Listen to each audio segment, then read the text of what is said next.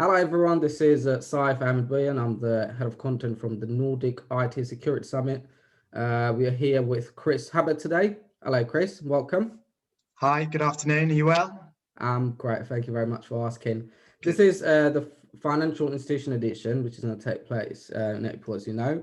So I'm really glad to have Chris on board again. And here we're going to actually talk about Zen fraud management with the questions I'm going to ask Chris regarding this specific topic. So without any further ado, I'll go straight to the question, Chris. Is that all right? Yeah, that's fine. Yeah, let's go. Great. All right. So if you could let us know, what are the biggest challenges for fraud risk professionals? Yeah, so I mean, I would say today there's a number of them, and I guess when I think about asking the question, I could talk about all the different types of scams that are out there, all the different types of frauds that the banks are experiencing at the moment. But I think a lot of people have talked about that recently. So when you look across LinkedIn and different vendor presentations, you see some of the threats that are coming along. But I think it's probably better maybe to focus on some of the challenges of being a fraud manager at the moment within the banks. So I would say there's probably three key challenges that fraud management is getting at the moment. I'd say the first one is around cost. In almost all the banks that I talk to or that we work with, the phrase cost to income ratios seems to be being thrown around quite a lot. So there's a lot of focus around banking at the moment on how to keep costs down, and fraud doesn't necessarily escape that. So you get a lot of focus in terms of being asked to review the costs that are already there. Can things be cut at the moment? How can fraud areas be more efficient? And that's probably something that fraud managers are finding more and more difficult. So historically, fraud people have had to work with quite small budgets on shoestrings, trying to pull out heroics to try and prevent the fraud that's coming in. So that's one of the key challenges that I think people have got in terms of being able to manage their job day to day. I think the second one would be around regulatory compliance. So we've seen probably over the last decade, lots of the other financial crime types have had a lot of focus from the regulators. So a big focus on the likes of AML, sanctions, terrorist financing. But it certainly feels now that the focus is starting to drift towards fraud. So we've already seen recently that you've had PSD2 that's caused a lot of focus within the industry. A lot of the banks are having to work much harder around the investment they have to put up to meet these requirements, and then also the ongoing costs that they've got for things like PSD2. So I don't see that necessarily changing anytime soon. It's kind of table stakes now in terms of being a fraud manager, that you have to handle these conflicting priorities and starting to work with regulatory compliance. The downsides of not doing it are pretty straightforward. It impacts brand. We've even seen banks fined within Europe in the last couple of years. There was an Irish bank that got a fine for just under €2 million just for poor fraud management. So that now serves as a warning for people to keep regulatory compliance as one of the focuses.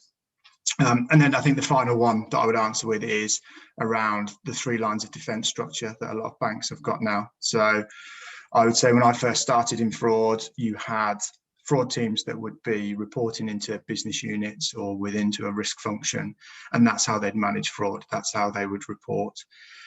Given some of the changes that's happened around banking and around risk management, there are now these 3 lines of defence. So there is much more oversight, there is much more governance from second line teams coming into the first line. And what that means for these first line teams are that they have to be ready to show that they've got lots of controls in place, they've got lots of reports in place, that they're producing the right documentation that can stand up to audit. So that's driving a lot more work for all of these fraud areas. And overall, those 3 things are pretty new, in that if you look at the last decade in terms of what fraud people have to contend with, it's not just about trying to chase the fraud, trying to stop it. There are now all these other requirements now on fraud teams. Wow, that was really insightful. Great. So I'll just go and ask you, of course, the next question is, how do you become a Zen fraud manager? Well, I think there's a number of different things that you can do. There's no one silver bullet for doing these kind of things. So what I thought about was to maybe share 2 or 3 key areas of focus, which should hopefully help fraud managers feel like they've got that level of control, because it's a tough job being a fraud manager. Any help in terms of controlling what's going on, I think, will be welcome. So I think when I talked about the challenges that all these fraud managers have got in terms of responding to that, again, I'd probably cite maybe 3 key areas which people can work on, which will help. So the first thing I would recommend is looking at total cost of fraud management. So total cost of fraud has been a saying that's been around for a long time. A lot of people have talked about it, but not a great deal has actually happened in terms of building out models and being able to really understand how fraud is managed within a bank. So invest in the time to try and build a proper total cost of fraud model is one of the suggestions I'd make.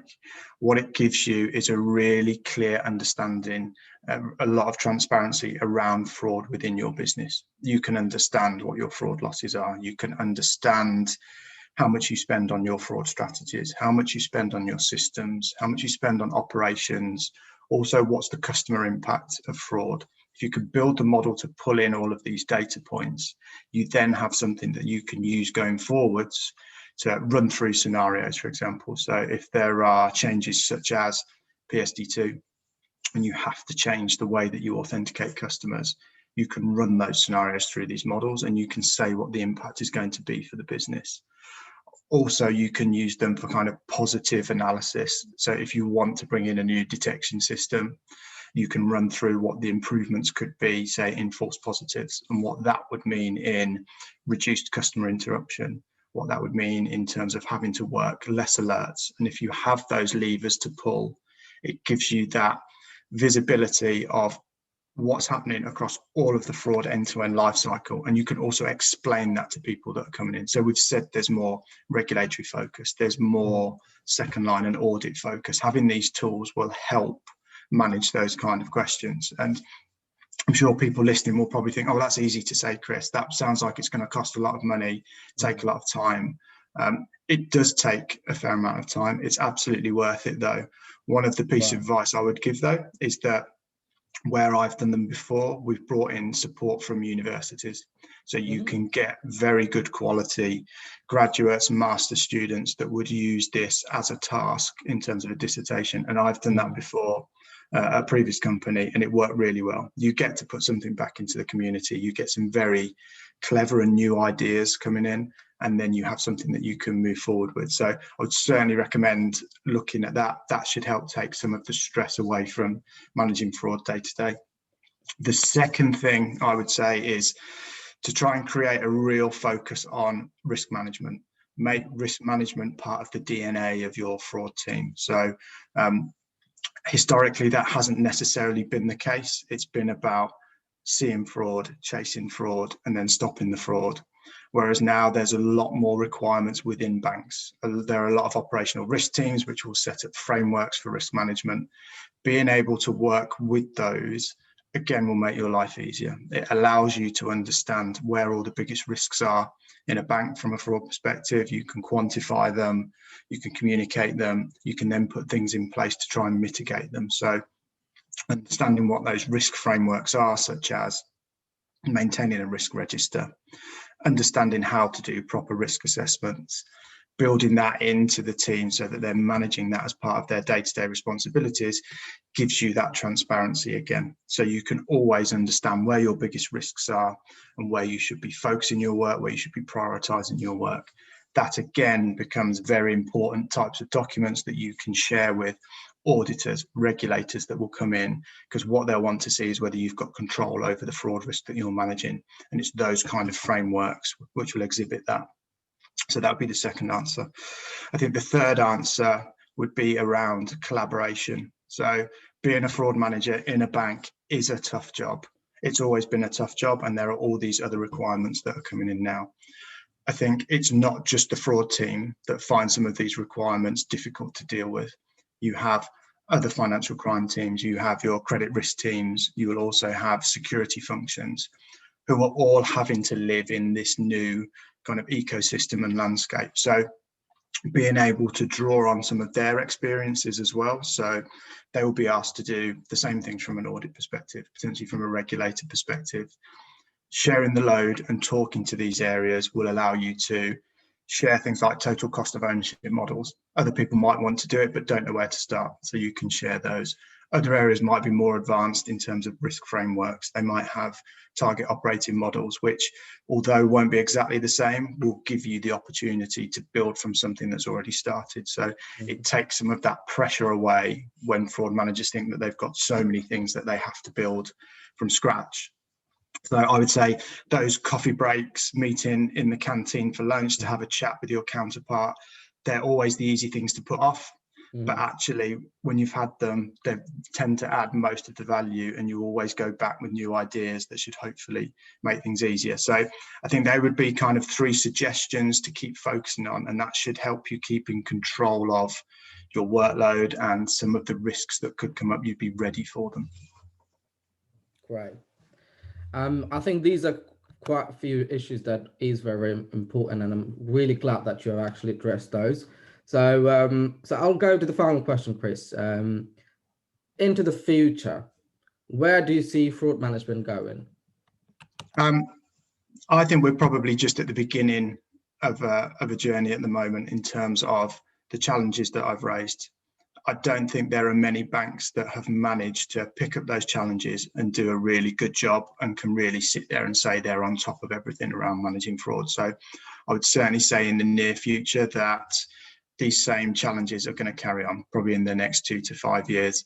There's always something new that comes up when it comes to fraud. Crystal ball can't necessarily tell us what that will be. But I think even over the pandemic, we've seen that the actual fraud types haven't changed significantly. It's just the way that the fraudsters are manipulating those types and turning them into new scams, new attack vectors. So those kind of things will change slightly.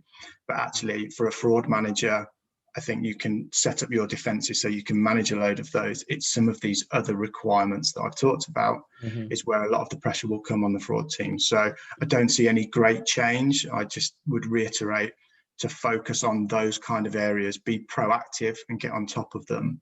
And then that shows all the business areas that you're on top of it. You can sit in front of audit and be confident in how your team is performing, and you can also manage your stakeholders very well. That's one of the most challenging areas in banking for a fraud team. So you then have a lot of those tools to be able to go out and manage all of those relationships. So yeah, not a great deal of change moving forwards, more of the same, but hopefully those kind of tips can help manage that risk going forward. Great. I think so too. I mean, coming together and working together can make things a lot easier. And I think that's the way to go forward. Great. Thank you so once again. Thank you so much, Chris, for joining us on the 15th annual Nordic Guided Security, the Financial Institution Edition. Everyone, this is Chris Hubbard, FPP, Head of Fraud from Danske Bank. Thank you. Thanks.